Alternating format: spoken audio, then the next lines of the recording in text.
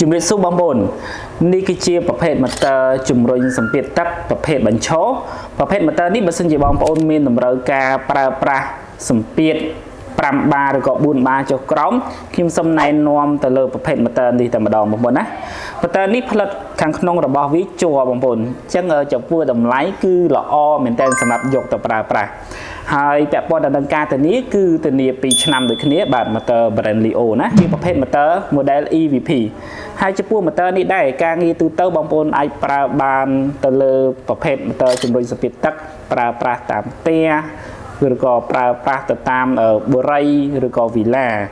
ហើយពាក់ព័ន្ធទៅនឹងករណីប្រើប្រាស់ផ្សេងទៀតបងប្អូនចង់យកទៅធ្វើជា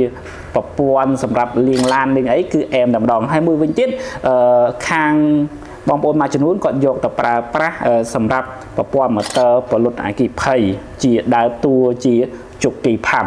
អូខេបងប្អូន motor នេះគឺវាមានកម្លាំងចាប់ពី1សេសកន្លះទៅដល់10សេសហើយភ្លើង220ទៅដល់ភ្លើង380បើសិនជាបងប្អូនមានតម្រូវការអាច comment ក្រោមវីដេអូនេះខាងក្រុមការងារនឹងតាក់ទង